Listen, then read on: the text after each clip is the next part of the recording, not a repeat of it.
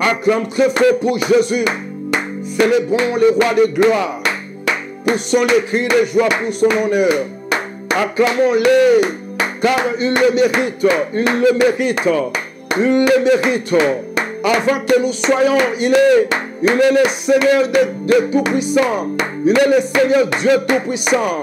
Le Seigneur Dieu Tout-Puissant. Acclamons-le, acclamons-le, acclamons-le, parce qu'il est Dieu.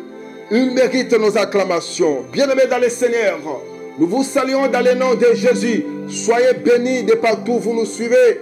Que Dieu vous bénisse abondamment. Nous signalons que nous sommes centre de réveil spirituel aux États-Unis d'Amérique. Et nous sommes précisément dans l'État de Kentucky, dans la ville de Florence. Nous sommes dans papa Nabiso, dans Moutou Nabiso.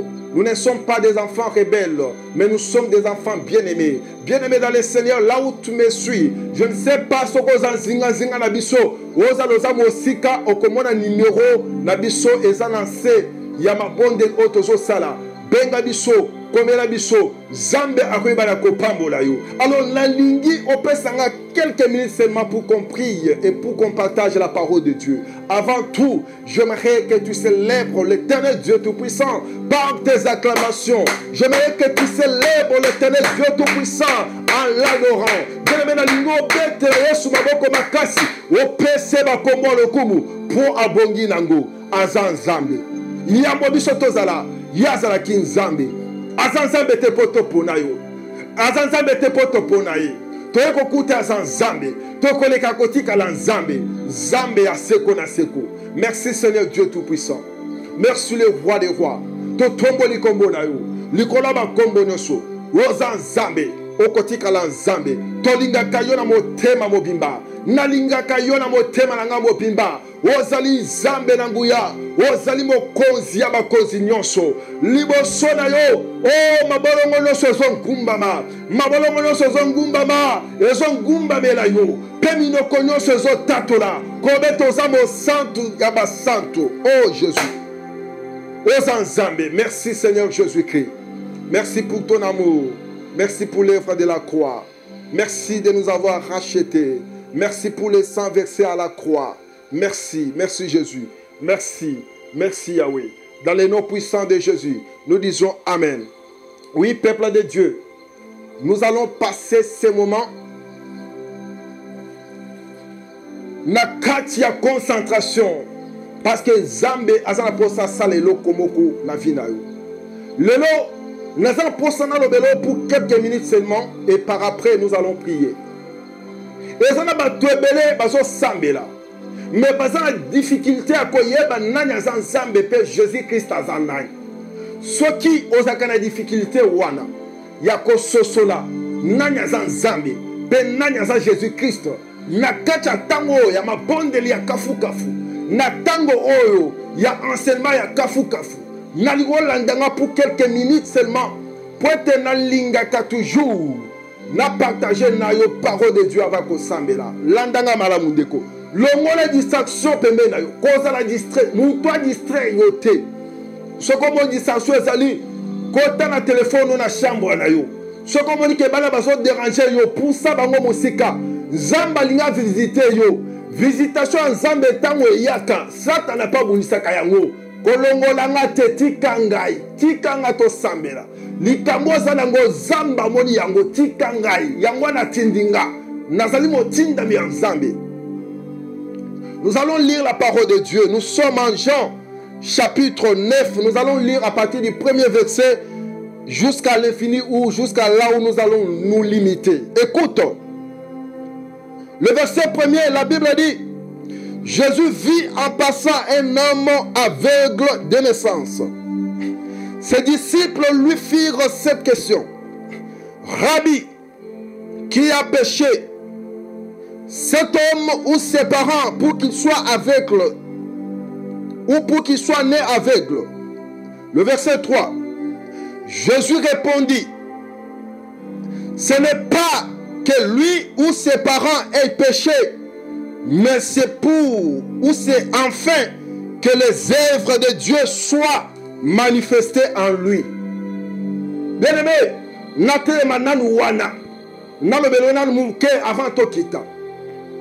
Il y a beaucoup de personnes qui traversent dans des moments difficiles, des calvaires, des moments de maladie, moments où c'est coup à Kabango, moments où il y a sécheresse, moments où il y a humiliation, Batouba rejeté Bango. Mais ce qui est grave, Batouba Batikali ko sosolate, ce qui moment où on a besoin de traverser, Zambende Moutouazali au terre, Yamakambouala. Attention, mon andeko aveugle de naissance. Aveugle de naissance. Oya botami molanga azo monate. Baya koli azo mona soleka. Baso tuna Yesu mutuna. Mais Yesu azo bisabango. Eza tende bino boso kanisa. Que ceux qui muto aza aveugle de naissance. Eza po ba parana yeba sumuki ou bien yemoko. Mais eza po na ba misala nanga etali sama. Nazoba na mutu moko waza na kati ya ko traverser na temps difficile nazoba ba domaine oyo tango eza difficile te pona yo pona mususu ekoza la makambo zo simba kate pona mususu okoza la liwa yeso lumba solo na ngona zolo na yo ba medecin si ba bwaka yo ba lobi so kufa poza na cancer du sang poza na myome poza na cirrhose de la foie Posana maladie incurable. Mosusu ezali baza désespéré. Basambela lokola basambela kate. Mais kolozo tindanga azolo baboye. Apermetaki que mabero ekomela yo. Nasima na yango a se manifester. Potango ko se manifester. Bato nyonso bamona pe basosola baka bakiaza nzambe. Ezana makambu mosusu. O Zambe moko asalaka pona kozongisa nkembo na ye pa na ye parce que mutu ya mokili alingaka komona po andima. Et voilà pourquoi Jésus na kati ya parcours na ya ministère aza kosala miracle wana ezaka pamba te eza po bato baza mitema makasi le bakomona makambo Yesu akosala bandima. Et en passant, je vais dire ceci entre parenthèses. Que Dieu bénisse toutes les églises. Oyo Zamba zo se manifester. Pona ko kangola. Pona ko bikisa.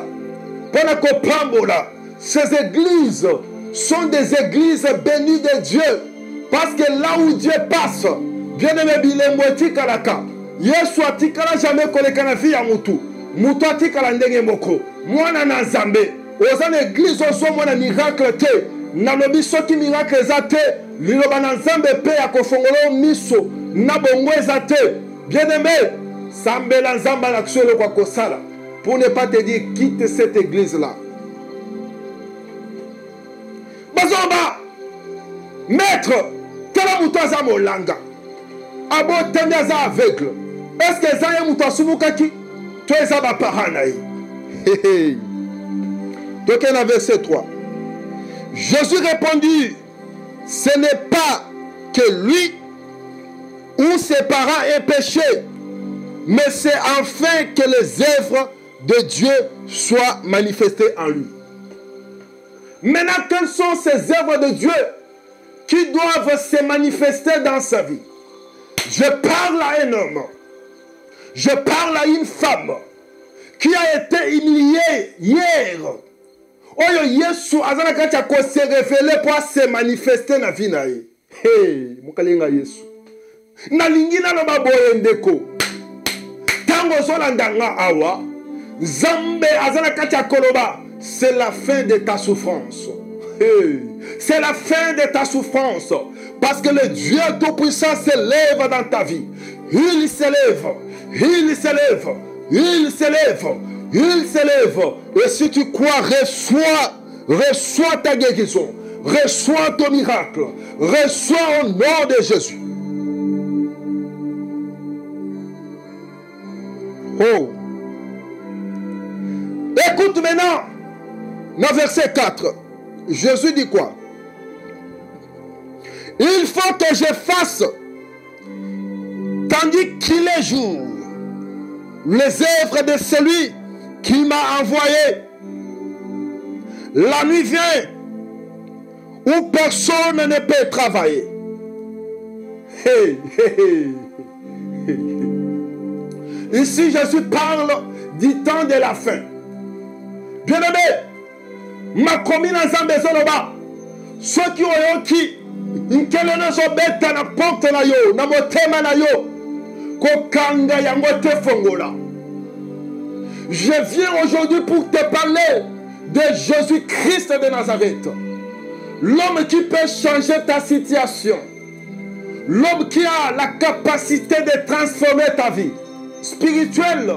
Et même si ta vie physique ne fonctionne pas normalement, mais cet homme de Galilée que je suis en train de s'époumoner, hey, cet homme de Galilée, on a un kati, ya kolobela, azana makoki ya kokota na vina yope kobongo la makambonos. Azoba ke sengeli ngana sala, mosala ya oya tindinga, tango nanu tozana na jour. Parce que butu ekoya, hey, butu ekoya, oyo mutoko sala musalate. Ici, Jésus parle de deux facteurs. Facteur ya liboso, il parle de la lumière. Et facteur ya mibale, il parle du ténèbre. Il fait entendre à ses disciples ceci. Alignalo ba disciple na ye. Tant que nga nazali lumière, na kosala na kati ya lumière. Po te tango nga na kozala na mokili te. Mokili oyo ekotondi sama. Ekotondi sama makambo mabe. Ekotondi sama na kindumba. Ekotondi sama na bavoctement. Ekotondi sama na impudicité. Ekotondi sama makambo kilikili. Na tango wana kosala kozala pasi. Et puis nga na kozala te. Parce que ngai lokola na sa lumière, na sa kaka na journée, na sa kaka na jour. Et si ka lumière ezali, mais tango butu ekoya, ngai na efaka na ténèbres te, na efaka esika lumière eza. Et voilà pourquoi je déclare dans ta vie cette année, nous avons déclaré la vie na yo. Lumière ya Jésus-Christ de Nazareth. Et kote bipanyo son na vie na yo. Et kote na musala. Et kote na ndaku na yo. Et kote na libala na yo.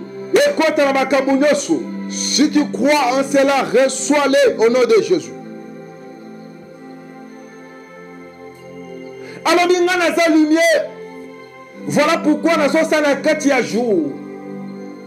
Parce que Satan a coffre mingi na molil.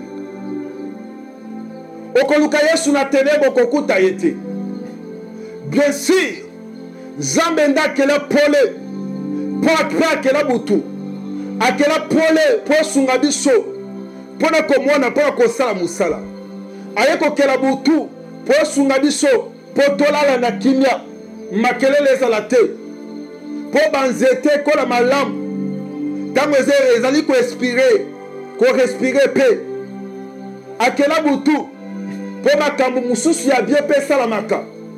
Mais Satana lokola linga ko faire na butu parce que yebi ke na butu intimité ya molimo pe saka malamu parce que na butu nde batu bazwaka ba vision.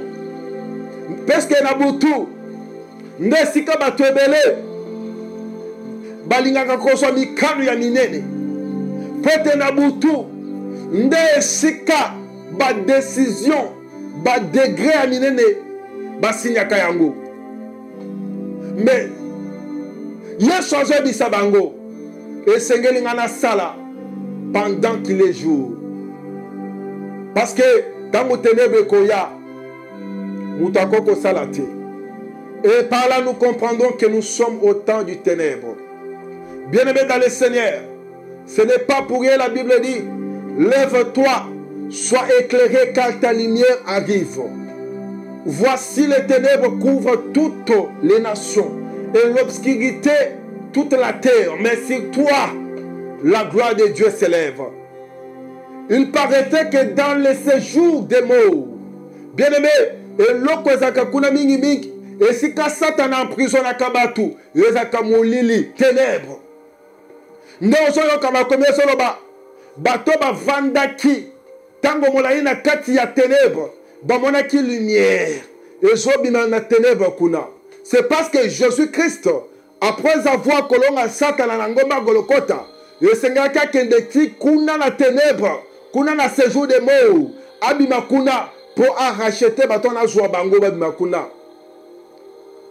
Bien aimé dans le Seigneur, le Sengeli oyeba mwana na Nzambe.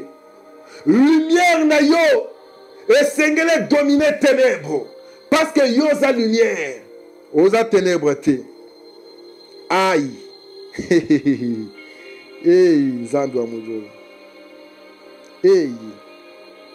Avançons avec les Écritures, les textes.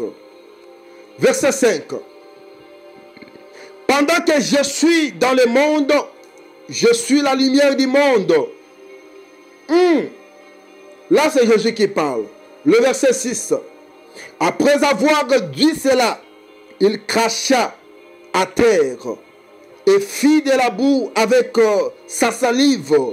Puis il appliqua cette boue sur les yeux de l'aveugle et lui dit, va et lave-toi au réservoir de Siloé. Oh, oh, oh, oh. Bien-aimé dans le Seigneur, écoute. Et maintenant, ce qui m'étonne, dans le verset 8. Là, batu oyo bayebi ndeko oyo lolenga salaki bayeko kala basituka moto azaki aveugle abandi komona akei pa zo sepela nde babandi okondane ye batuna mituna po bayeba nani yango asalaki makambo wana likolo na ye. La Bible dit ses voisins et ceux qui auparavant l'avait connu comme un mendiant, disait, mais c'est pas là celui qui se tenait assis et qui mendiait.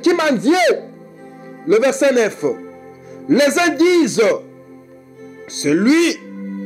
D'autres disaient, non, mais il lui ressemble. Et lui-même disait, c'est moi. Même si vous ne me reconnaissez pas, mais je vous dis que c'est moi. Le verset 10. Ils lui dirent donc, comment tes yeux ont-ils été ouverts? Et le verset 11, il répondit, l'homme qu'on appelle Jésus a fait de la boue, a oint mes yeux et m'a dit, va au réservoir de Siloé et lave-toi. J'y suis allé, je me suis lavé et j'ai recouvré la vue. Oh Jésus. Le verset 12. Ils lui dirent, où est cet homme? Il répondit, je ne sais pas. Ou je ne sais. Je ne sais pas. Oh, le verset 13. Ils menèrent vers les pharisiens celui qui avait été aveugle. Oh,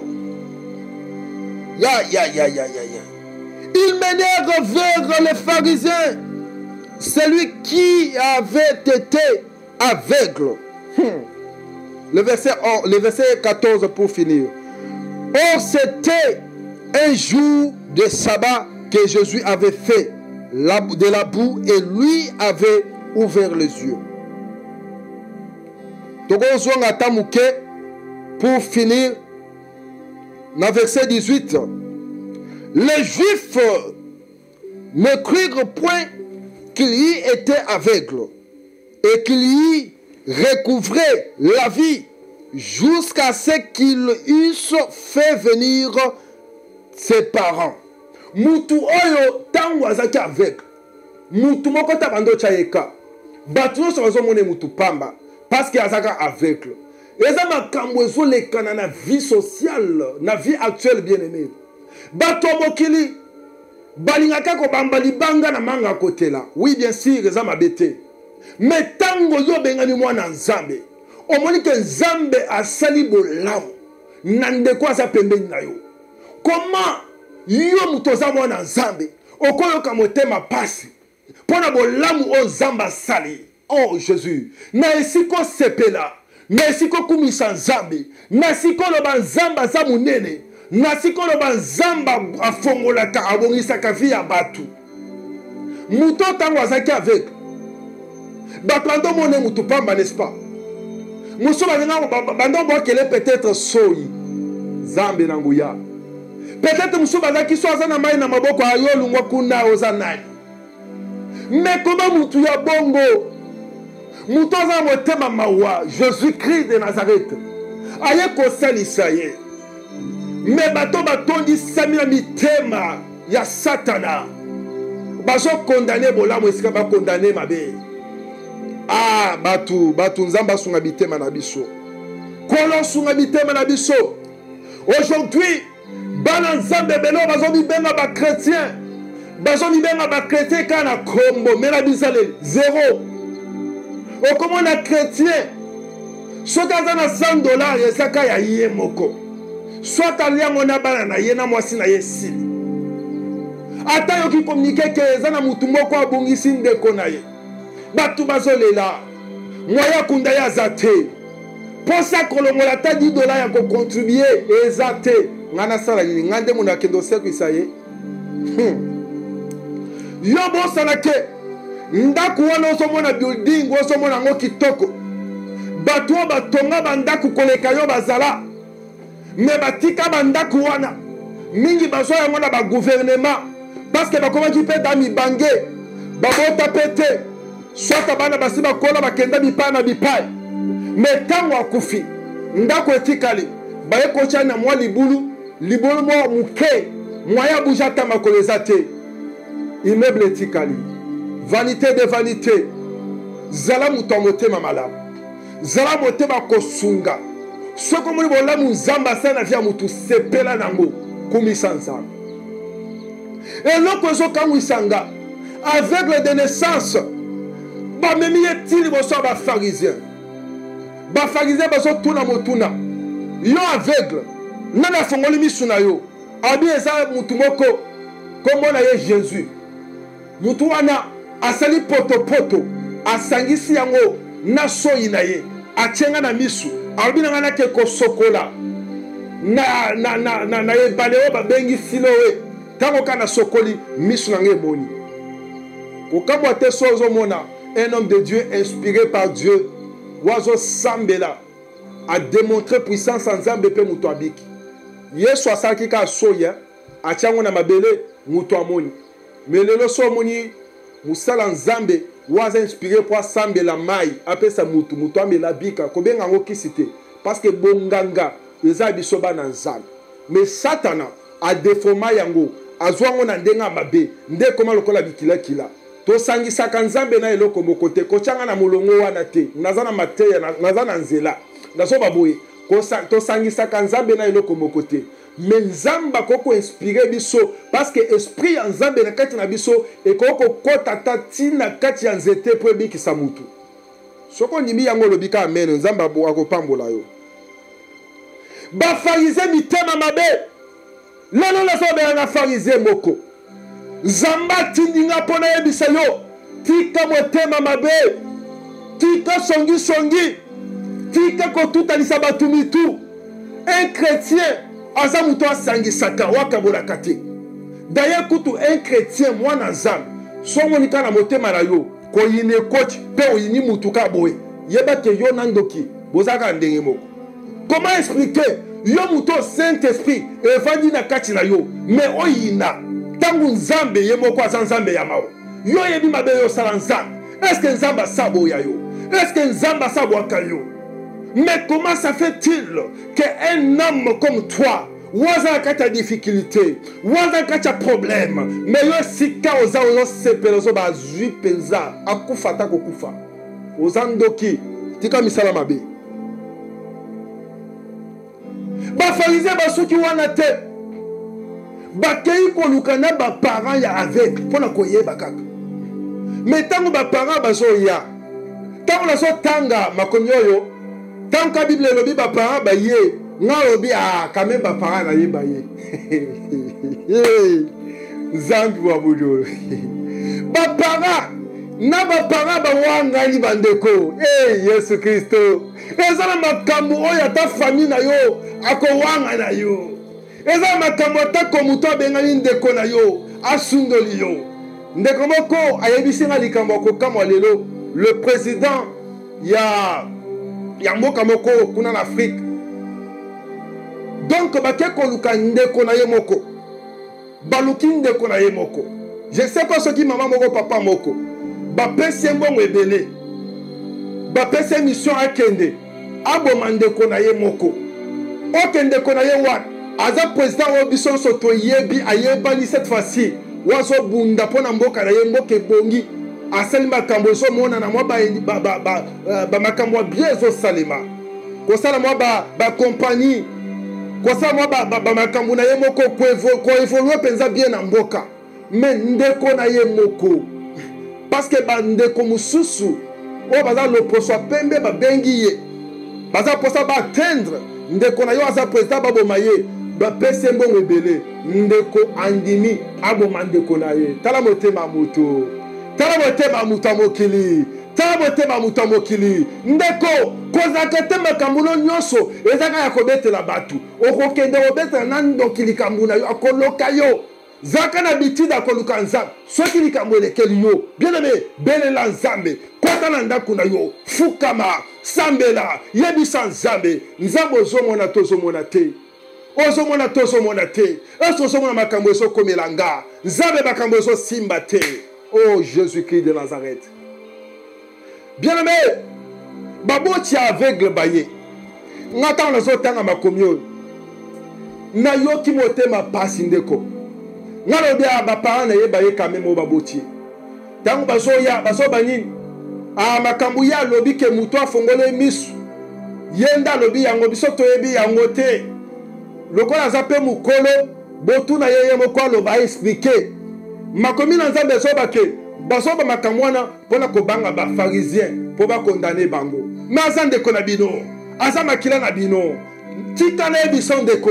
Yo muto zo préparer. Pour ça la belle famille, pour que bon mande ko na yo, pour que bon maman na yo, pour que bon papa na yo, ka pozo mbongo, tika okotika ngona mokili, okokufa, okotika la. Pe tant mususu avant yo kufa se silinyoso. Banga nzambe frère. Banga nzambe sœur. Alors j'étais en train de dire ceci. Beaucoup prient, mais ils ont du mal à connaître qui est Jésus et qui est Dieu. Alors pendant ce moment, je suis en train de montrer, décortiquer pour vous montrer qui est Dieu et qui est Jésus-Christ. Nous n'avons pas de Dieu. Nous n'avons qu'un seul Dieu qui se révèle, qui est le Saint-Esprit et qui est Jésus-Christ de Nazareth. Yeso yokaka Yesu wan et azanzang. Atikilola. Aya wanase. Pour ceux qui ayaka, aye lokola molimo tomonika ka elima moko aye botonga tondimela yete. Osoyoka. Tango asaka formule a kotinda Adamu a créé yemba moko a gilta aye. Là aye azakina il avait du mal ya koyeba makambo wa mokili. Là a komi boye. Zambe a enseigné makambo wa jardin d'Éden. Mais ye abosani ko yebisa ngo mwasi na ye.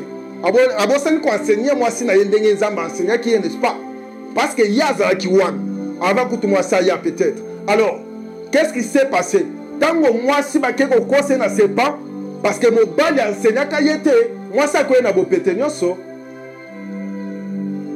Et c'est par là que Zamba comprenait que le col la première Adam Atindi, Azaki Mukolo, il avait du mal à maîtriser les lois de la nature. Cette fois-ci, Nakotinda Yesu Aya, Abota Mananzela, Mwasina Mobal, Poakola, a maîtrisé Makambuya Mukili. Tant qu'on maîtrisait Yango, tant qu'on kola, ndako zana makoki ya koevrer, peut aussi sa mission. Et c'est ainsi qu'il a laissé le trône. Et il est descendu. Dieu lui-même. Ye wala samaki na su. Tobengi ye Yesu.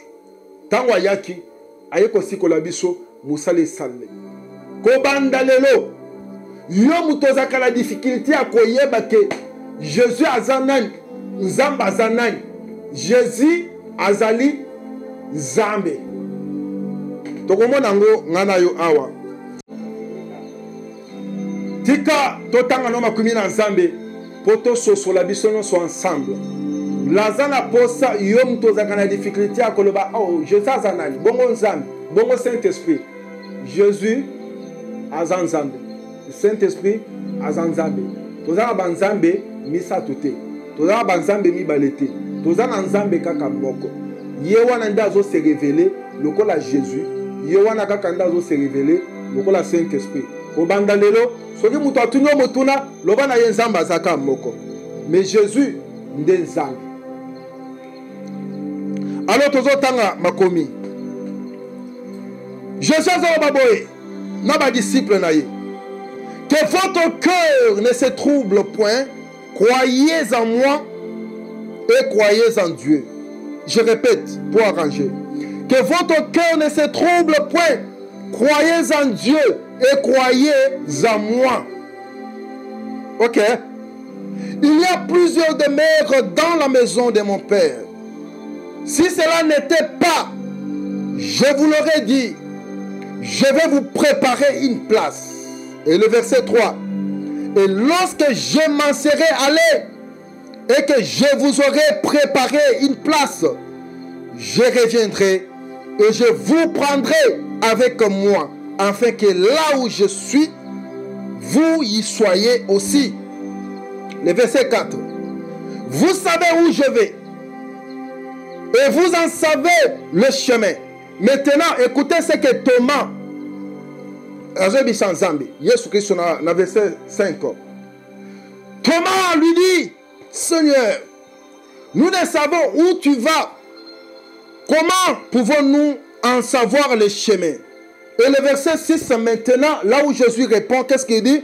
Il dit, écoutez premièrement comme la Bible le dit, hein. Jésus lui dit, je suis le chemin, la vérité et la vie. Nul ne vient au Père que par moi. Oh Jésus-Christ de Nazareth. Le verset 7. Si vous me connaissiez, vous connaîtriez aussi mon Père. Et dès maintenant, vous le connaissez et vous l'avez vu. Oh Jésus. Et maintenant Philippe, il prend la parole. Qu'est-ce qu'il dit? Philippe lui dit, Seigneur, montre-nous le Père et cela nous suffit. Et Philippe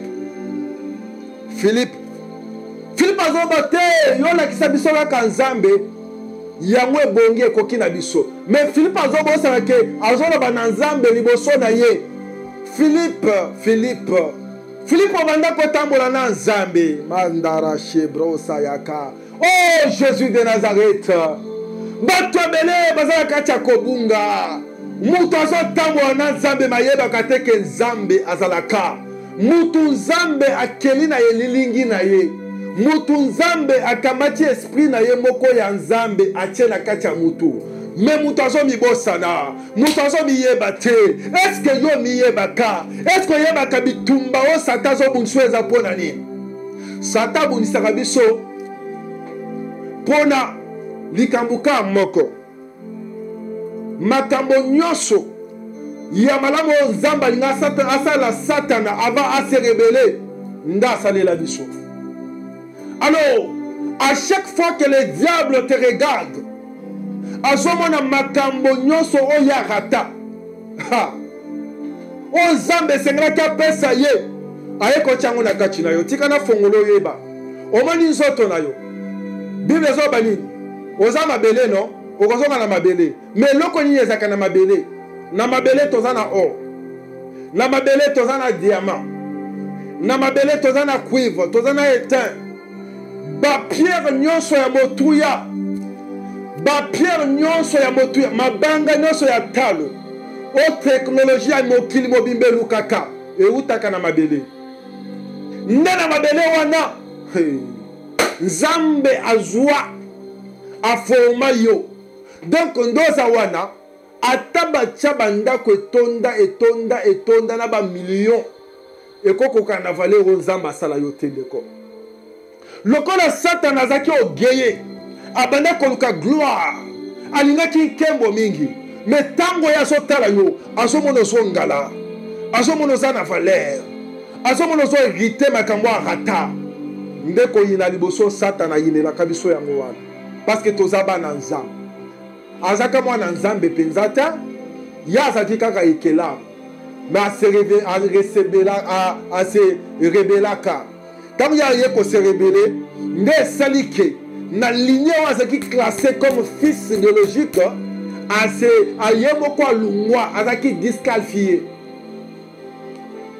mutu moko akoloba mena bien hey tikala ozongana na makambo ya Philippe. Philippe lui dit, Seigneur, montre-nous le Père, et cela nous suffit. Jésus lui répondit, il y a si longtemps que je suis avec toi, Philippe, et tu ne m'as pas connu. Ce n'est pas un Dieu qui parle. Ce n'est pas un Dieu qui parle. Est-ce que ce n'est pas un Dieu qui parle, Bandeko? Yesozoloba Philippe. Ozolukoyeba Nzambe. Menga Nzambe na zawa. Nazakana yo mikolo nyonso Philippe. Malamusu tokabola kalipa. Malamusu toliaka. Mais Philippe ozoyeba ngate. Mais Nzambango ozoluka sezanga Philippe. Par là, je vais dire ceci. Écoute-moi très bien. Il ne faut plus jamais s'habituer avec un homme de Dieu. Un homme de Dieu reste un homme de Dieu. Atonia kanaye. Atabo sega bobetani maboko na mapeka. Mekeba. Tikela ye arrangé na ye. Parce que ce qu'on s'habitue na ye. Omoni ndenga zalaka. Aseko seki omoni minu na ye. Yo pe amoni ya yo. Omo lo bazaka ka mutu lokolanga. Keba oko rate makambo ya bien. Oko rate makambo minene. Makambo nzamba bongisaki. Pozwa na nzela mosali na ye wana. Mosala nzamba aza nzambe te. Aza mutu. Azala azaka na moma ofaza la spirituelle. Azape na moma ofaza la physique. Na famille na ye akoza la un père. Na kati église aza pasteur. Na kati assemblée des saints. Tona kati ya bonganga nzambe aza sacrificateur kuna. Esengeli koyeba na kososula. Lokola Philippe abanda kotambo na Yesu. Azo simbele peut-être bidon ya mai. Azo simbele peut-être nzete. Bazo vanda na ye bango nyonso na matiti. Philippe akanisaki nzambe mususu azalaka. Wazaki na ye azaki nzambe te. Po ye kombo ezaki Jésus. Aza mutu basolaka. Amuna kaya saka miracle. Ndabanda ko s'imaginer que nzambe fois peut-être angalaka. Nzambe fois peut-être azaka lolenge boko boyi. Po nandima ke wana nzambe. Ah. Nazo sepela. La réponse à Jésus. La parole de Dieu nous dit, Jésus lui dit, il y a si longtemps que je suis avec toi. Et tu ne m'as pas connu, Philippe. Oh, Philippe, celui qui m'a vu a vu le Père. Comment dis-tu, montre-nous le Père? Parce que si tu me vois, tu vois le Père et je suis le Père. Les apôtres ont confirmé bakamuna uchi koyebisayo. Banzambe bazami balete. Tozaka na nzambe moko. Oiseau s'est révélé comme Père, Fils et Saint-Esprit. Et Jésus, c'est Dieu dans une autre dimension. Et voilà pourquoi il confirme à Philippe que c'est lui Dieu. Mais tout ça, tant que ça kolekana, Philippe na mutu na ye azaka koyeba te. Oh nzambe na nguya. Tokende na verset 10. Ne crois-tu pas que je suis dans le Père et que le Père est à moi? Hey. Les paroles que je vous dis, je ne les dis pas de moi-même. Et le Père qui demeure en moi, c'est lui qui fait les œuvres. Croyez En moi, je suis dans le Père et le Père est en moi. Croyez du moins à cause de ses œuvres. Oh mon Dieu, oh mon Dieu, oh mon Dieu, oh mon Dieu, oh mon Dieu, oh mon Dieu, oh mon Dieu. Oh. Azamate, ce qui m'a conduit bondi mata pona misala o bozomona. Yangona baki na ebandeli. Esika Nzambe azali eye banaka. Soko moni église banda okoma makambo ezaka lolenge moko ebujaka te miracle esalamaka te kotutuka ezalaka te bokuta une église on dirait bokoza na kati ya matanga obimi na église obimika na motema maokendaki nango oke Nzambe azoloba soki boluki nga na motema mobimba bokomona ngai. Oh bien-aimé dans le Seigneur, c'est pour te dire qu'il y a un seul Dieu dans le ciel, sur la terre, sous la terre, et à Koumela, seko na seko, libera libera. Tombola maboko likolo tolimito sambela. Tombola maboko likolo. Lelo na lingina sambela pona bato bakenda ko simba kis. Après avoir ko simba kis, batika milema na bango na kis. Et puis batika li lokola ba mort vivant.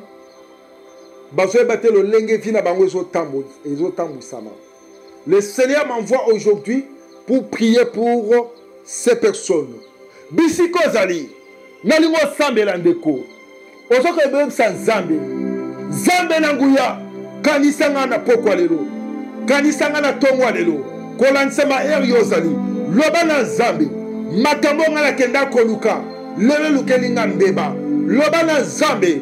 Il est écrit, maudit soit celui qui consultera le Dieu des Baals. Maudit soit celui qui consultera le Dieu fabriqué en bois et en métal.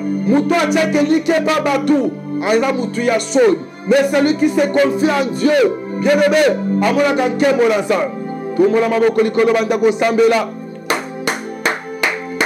au nom puissant de Jésus. Yahweh nazo sambela pona bana na yo nyonso nazela kobunga nazela kopengwa nazela kozanga boyebi bakenda komiteka bateka bamilema na bango bateka nyonso na bango batika yango Nzambe na maboko ya Satana lelo nazo telema pona kosambela na bango milema na bango ezala récupéré au nom de Jésus. Alléluia. Alléluia. Alléluia. Alléluia. Yokendeko nalingito sambela. Ozo kendeko ebisa Nzambe. Bisika nyonso Nzambe na nguya. O mayele na nga bakanga yango. Vi toni pamboli. Eyaka spirituellement. Mesike kwelaka. Ya yambo eza mayele ya mutu. Ezala bato bongo na bango ebeba Satana kamata ba mabanga atia bato wokanisa lokola bazoba Wozo ebisa Nzambe bongo na ngekanga na maboko ya Satana parce que na yoka makambo ngana mona parce que na yoka makambo ba loba na ngape na sala yango loba na Nzambe puissance na yo ekita moto epela esika nyonso o monda molili ezo réclamer vinanga loboko na bonzambe etelema o betaba lokomando sambela loboko na Nzambe récupérer yo récupération au nom de Jésus au nom puissant de Jésus au nom puissant de Jésus lève-toi donne à Dieu tout-puissant. Délivre ton peuple. Arrache le Seigneur. Nakacha maboko a Satana. Au nom de Jésus. Tombola maboko likolo. Nalingo pesa Nzambe merci. Nalingo tombole likolo bakombo nyonso. Lobana ye Nzambe na bikamo ana peso merci. Parce que olobelinga. Parce que kangolinga. To sambeli na kombo na Yesu. To peso merci Yahweh. Mokonzi abakonzi nyonso. Dieu Tout-Puissant, celui qui fait de grandes choses. Merci pour ce moment de grâce. Père, nous te bénissons. Tu nous as visités. Tu nous as fait du bien. Oh, nous sommes restaurés. Nous sommes régénérés. Ta présence demeure à nous. Tu es notre Dieu. Tu demeures le Dieu de nos enfants. Tu demeures le Dieu de nos ministères. Seigneur, reçois la gloire. Reçois l'adoration. Nous n'avons pas de Dieu. Tu es qu'un seul et l'unique que nous avons. Oh, il n'y a point de Dieu semblable à toi, Papa. Tu es l'amour de nos vies. Tu es l'amour de nos vies. Nos sangs témoignent que tu es Dieu. Nos os dans nos veines témoignent que tu es Dieu. Nos pensées t'adorent. Tu es notre Père. Nous ne t'avons pas choisi, Seigneur, mais tu existais avant que nous soyons. Et voilà pourquoi tu dis, avant qu'Abraham soit, tu es. Tu es parce que tu es. Tu es, tu resteras Dieu. Merci pour ce moment que nous venons de passer dans ta présence. Merci parce que tu as visité un homme. Merci parce que tu as opéré le miracle. Merci parce qu'il y a une femme qui traversait un moment difficile. Et désormais, elle est restaurée par la puissance glorieuse de ta main. Par la puissance glorieuse de ta main. Par la puissance glorieuse de ta gloire. Père, merci beaucoup. Merci beaucoup, Yahweh. Nous laissons les uns les autres entre tes saintes mains. Comble-nous de ta grâce. Marche devant nous. Comme tu as dit à Abraham, je bénirai celui qui te bénira et je maudirai celui qui te maudira. Que toute personne qui déclare des paroles négatives dans nos vies pour nous détruire, nous faire du mal, qu'il soit frappé, que ces malédictions reviennent à lui-même dans les noms puissants de Jésus. Au contraire, toute personne qui nous bénira, Seigneur, toute personne qui nous béniront, qu'il soit béni abondamment dans les noms puissants de Jésus. Batunyo sobago pambola biso bapambola. Bokonzi nanguya totondi obotondi. Sala ensemble na kombo na Yesu Kristo. Amen. Ouf.